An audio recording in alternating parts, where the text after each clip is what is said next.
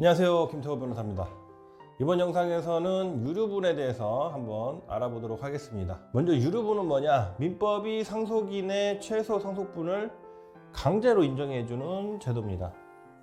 자, 이게 왜 그러냐면은 과거에 아버지가 돌아가시면 내 재산 장남한테 다 주겠다, 아들들한테만 주겠다, 뭐 이런 경우가 있죠. 그러면 나머지 차남, 막내, 딸들은 아버지 재산 하나도 못 받고 여전히 이 장남한테 어떻게 보면 재산 때문에 장남한테 속박되는 그런 좀 폐단이 있었습니다. 그래서 지금 여기에 쫙 나오는 1977년에 이런 유류분 조문이 민법에 들어갔습니다. 민법 1112조에 유류분과 권리자의 유류분이라는 조문이 있는데, 읽어보면 상속인의 유류분은 다음 각호에 의한다. 1호, 피상속인의 직계비속은 법정 상속분의 2분의 1. 그러니까 여기서 피상속인은 돌아가신 분이죠. 그 다음에 직계비속은 자녀들, 자식들은 법적 상속분의 2분의 1. 그러니까 자식들이 내가 받을 수 있는 상속분이죠. 그거의 2분의 1이 최소한 유류분으로서 인정이 된다. 배우자도 법적 상속분의 2분의 1. 직계 존속, 이제 돌아가신 분의 부모님이죠.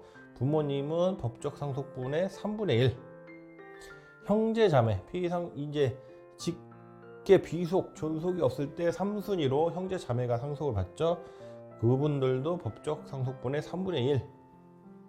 그러니까 법적 상속분의 절반 또는 3분의 1, 절반이나 3분의 1은 법적으로 무조건 인정해줘야 된다. 이게 바로 유류분입니다. 유류분이 인정되는 이유, 아까 말씀드렸지만 피상속인의 재산 처분 행위로부터 유족의 생존권을 보호하고 법정 상속분의 일정 비율에 해당하는 부분을 유류분으로 산정하여 상속인의 재산 형성에 대한 기여와 상속 재산에 대한 기대를 보장한다. 이런 거죠. 상속재산, 진짜 부모님이 재산을 가지고 있는데 좀 돌아가실 때가 됐다 그러면 사실상 자녀분들은 이 상속재산에 대한 기대를 당연히 좀 하게 되죠. 그런데 나는 한 푼도 못 받았어 그러면은 분란이 일어나고 싸움이 발생을 합니다. 그래서 이런 기대를 보장해주자 해서 1977년에 유류분이 민법 조문에 들어갔습니다. 그런데 이제 아까 민법은 유류분은 2분의 1, 3분의 1 이렇게 쉽게 쓰여져 있지만 실무에서는 돌아가시기 전에 어떤 자녀분한테 사전 증여를 하는 경우도 있고, 아니면 다른 사람한테 사전 증여를 하는 경우도 있고, 제3자한테 상속 채무가 당연히 있을 수 있고, 유증을 할 수도 있고, 유언을 통해서 재산을 주는 유증을 할 수도 있고, 실제 상속을 또 받을 수도 있고, 받는 분들이 있단 말이에요.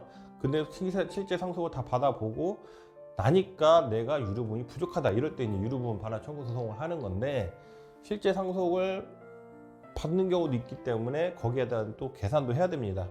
그런 것들의 존재로 계산이 상당히 복잡하다. 쉬워 보이지만 복잡할 수가 있습니다. 그래서 이 법원 판례에 제가 담당했던 판결문의 일부를 발췌한 내용인데, 유류분 부족분의 산정 방식. 자, 유류분은 피상속인의 상속 개시 당시 가진 재산의 가액에 증여재산의 가액을 가산하고, 기간 제한 없습니다. 이거는 상속인의 증여는 기간 제한 없고, 제3자는 기간 제한이 있습니다. 기간이 있어요. 이거를 1년 내 기간 제한이 있습니다. 증여재산의 가액을 가산하고 채무의 전액을 공제하여 산정한다. 구체적인 산정 방식은 아래와 같다. 자, 이렇게 잘 안 보이시지만 이런 공식들이 있습니다. 그런데 제가 말씀드리는 부분, 여러분들이 이런 공식을 알아야 되느냐, 이런 것들은 이제 변호사들이나 법무사님들이나만 알면 되고, 개인 여러분들이 이거를 굳이 아실 필요는 없다고 저는 생각을 합니다. 물론 굳이 알고 싶으시면 인터넷에 찾아보시면 이런 내용들이 나와 있어요. 저도 이 유튜브 영상 부분에, 이 정보 안에 이 부분은 올려놓도록 하겠습니다. 그런데 여기서 중요한 점은 자, 유류분 비율 선정을 해야 되고, 자, 고려를 해야 되는 게 당해 유류분권자의 특별 수익액. 그러니까 어떤 당해 유류분권자가 특별 수익액, 내가 부모님한테 증여받은 게 있을 수 있잖아요. 그런 특별 수익액을 고려를 해야 되고, 당해 유류분권자의 순상속액, 내가 청구한다 하더라도 내가 상속받은 게 있을 수 있잖아요. 그런 것도 고려를 해야 된다. 그 다음에 이제 여러 가지 이런 공식들이 나오는데, 이거는 제가 안 보이시지만 여기 유튜브 영상 말미에 올려드리도록 하겠습니다. 자, 유류분은 피상속인의 현금이나 현금, 부동산, 주식, 또 보험 환급금 등 모든 재산을 산정을 해야 되는데, 그 가치 기준이 언제냐? 피상속인이 사망한 당시, 돌아가셨을 때가 그 기준이 됩니다. 뭐 변론 종결시나 이럴 때가 안 돼요. 왜냐하면 부동산 같은 경우는 시세가 상승을 하기 때문에 그 소송 재판할 때, 유류분 반환 청구 소송을 할 때 변종시를 하는 게 유리할 수도 있겠지만은, 우리 이제 판례는 피상속인의 사망 당시 기준으로 해야 된다, 이렇게 하고 있습니다. 그리고 유류분의 반환 방법은 어떻게 되느냐? 원칙은 원물 반환입니다. 원물 반환, 이제 흔히 문제되는 부동산 같은 경우 지분 이전 등기를 하는 거예요. 어떤 부동산, 뭐 아파트, 땅, 뭐에 대해서 2분의 1 이전 등기를 하라, 3분의 1 이전 등기를 하라, 이렇게 나옵니다. 2분의 1이나 3분의 1 이렇게 나오는 경우도 있지만 실무적으로는 이렇게 간단하게 나오지는 않습니다. 그리고 원물 반환이 불가능한 경우에는 가액 반환, 돈을 줘라, 이렇게 됩니다. 원물 반환이 불가능한 경우는 부동산을 처분했거나, 그러면 원물 반환 안 되잖아요. 이런 경우에는 가액 반환을 명하게 됩니다. 근데 이제 원물 반환, 가액 반환 이런 걸 떠나서 이제 원칙이 원물 반환이긴 한데, 합의를 하게 되면은 이제 가액 반환도 가능을 하죠. 이건 합의는 얼마든지 뭐 가액이든 원물이든 할 수가 있으니까 합의에 따라서는 가액 반환도 가능하고. 그래서 제가 이제 말씀드리는 많은 유류분 반환 청구 소송에서 이렇게 원물 반환 뭐 이런 원칙이 있지만은 합의하는 게 저는 가장 좋다고 이 영상을 보시는 분들에게 추천을 드립니다. 왜냐면 저도 재판에서 이제 판사님한테 직접 들은 얘기가, 막 싸우고 있으니까 장남과 형제분들이 4분 4대1로 싸우고 있으니까, 이제 다 떠나서 누가 잘했니 잘못했니 떠나서 형제들 싸움이 대대로 갈 수도 있다 이거죠. 형제들끼리 싸우고 나중에 또 조카들끼리 싸우겠구만, 뭐 이런 식으로 말씀하시더라고요. 중요한 거는 그 유류분에서 나오는 어떤 상속재산이라는 거는 내 돈이 아니잖아요. 형제들 돈도 아니에요. 쉽게 얘기하면, 간단히 얘기하면 내가 뭐 어느 정도 기여는 할 수 있겠지만은, 중요한 거는 부모님 돈이에요. 부모님 돈. 그 돈 가지고 형제들이 싸운다, 그죠? 지분 이전 등기를 받으면 이거를 또 분할하니 어쩌냐 하면서 또 대대로 조카들끼리 싸워요. 이렇게 싸웁니다. 그래서 영상을 보시는 분들은 가능하면 합의나 이런 부분으로 유류분을 마무리하시면 좋겠습니다. 대신 이제 유류분은 소멸시효가 있습니다. 증여나 유증을 안 때로부터, 그러니까 나의 유류분을 침해하는 증여, 아버지가 가지고 있는 재산, 유일한 재산이 부동산을 큰형한테 줘버렸다, 이걸 내가 안 날로부터 1년, 이때 유류분 반환 청구 소송을 해야 돼요. 상속이 개시된 때로부터 10년, 그러니까 돌아가신 날로부터 10년 내에 청구를 해야 됩니다. 둘 중 하나만 충족이 되면은 유류분 반환 청구 소송은 소멸시효가 완성되는 거예요. 이게 1년이 지났거나 10년이 지났거나, 뭐 둘 다 지났으면 당연히 안 되는 거고, 그렇죠? 그래서 중요한 거는 이겁니다. 언제 알았냐? 근데 물론 여기서 이제 중요한 건 앞날이 언제냐? 이게 이제 입증이 필요하죠. 입증이 필요하고, 실제 증여나 유증이 있었느냐, 이것도 입증이 필요합니다. 입증. 부모님이 몰래 장남한테 줄 수도 있잖아요. 뭐 막내한테 줄 수도 있고, 그걸 모르면 뭐 할 수가 없는 거니까. 그러니까 안날로부터 1년이고, 이런 부분들에 대해서 입증이 각자 필요하다.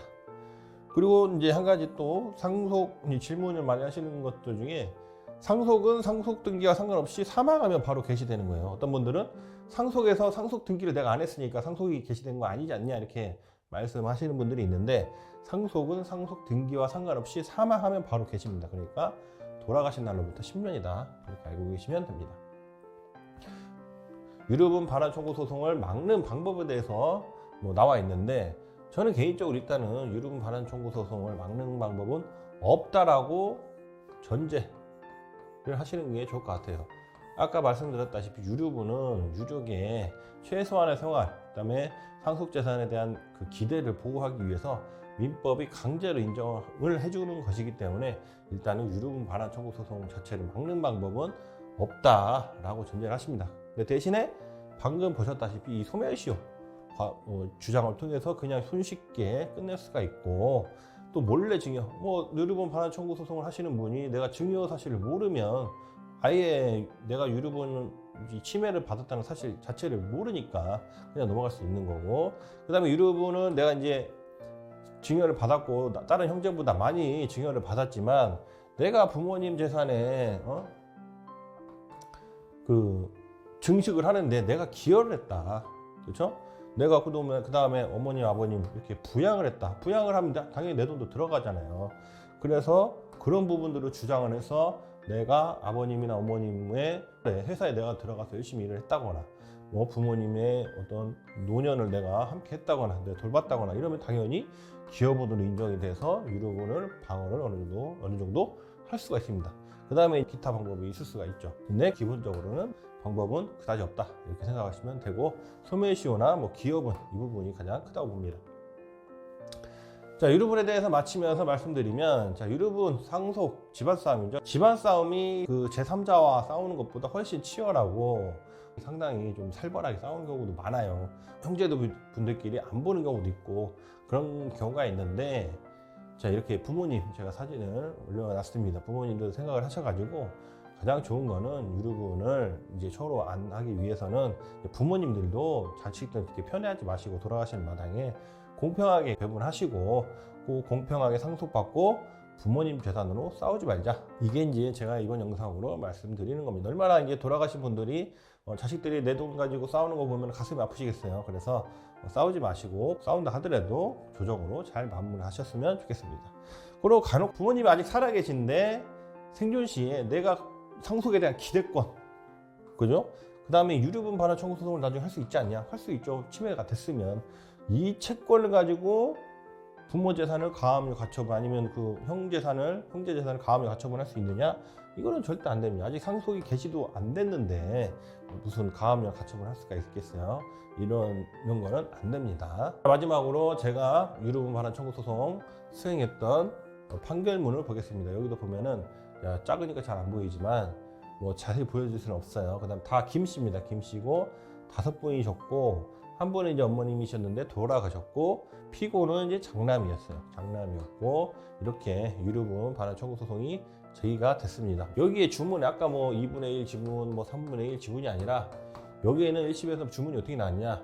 별지 목록 부동산에 대해서 피고는 원고에게 15억 6,273만 4,068분의 8,272만 22 지분에 관하여 소유권 이전 등기를 하라, 이런 식으로 나옵니다. 상당히 복잡하기 때문에 이런 식으로 다 계산해서 지분을 뭐 15만 6,270만 중에 뭐 1억 2천 뭐 이렇게 복잡하게 지분 이전 등기를 하는 게 이제 원물 반환입니다. 원물 반환을 하게 돼요. 이 사건에서 판사님도 저희는 솔직히 처음에 가액 반환 청구를 했고 원물 반환을 원했지만 나중에 좀 뭐 생각이 왔다 갔다 이제 하셔가지고 가액 반환을 청구를 했어요. 그리고 피고도 당연히 그렇게 인정을 했는데 돈으로 주겠다 했는데, 법원에서 아까 그 원칙대로 법 조문에 그렇게 돼 있어요. 원물 반환의 원칙으로 한다. 원물 반환이 안 되면 가액 반환해라, 이렇게 돼 있기 때문에 판사님도 어쩔 수 없이 이 원물 반환 판결을 했습니다. 이 복잡한 지분에 대해서 소유권 이전 등기를 해라, 이렇게 했고 1심 판결이 났었습니다. 자, 이게 다 판결문입니다. 상당히 길죠. 유류분 반환 청구 소송이 이렇게 숫자도 많이 들어가고 뭐 정리도 해야 되고 뭐 사전 증여, 현금 증여, 뭐 특별 수익, 뭐 기여금, 여러 가지 주장이 있어가지고 이렇게 판결문이 이렇게 나왔습니다. 쭉 나오고 재산도 아버님이 재산이 꽤 있으셔가지고 재산도 한 5가지 넘었어요. 임야도 있고 이렇게 나왔고, 근데 이제 이런 식으로 판결문이 나왔습니다. 근데 아까 그 사건에서 다행히 2심에서는 조정으로 이제 돈을 어느 정도 주는 방식으로 합의가 끝났습니다. 왜냐하면 피고께서 지금 그 집에서 살고 계시는데 그 원고들한테 돈을 주려면 그 집을 팔아야 되거나 지분으로 가지고 되면 또 아까 말씀드렸다시피 대대로 싸움이 내려가고 이러기 때문에 저도 설득을 했고, 이래서 조정으로 돈을 주는 방식으로 끝났었던 사건이 있습니다. 자, 지금까지 유류분 반환 청구 소송에 대해서 알아봤고요. 감사합니다.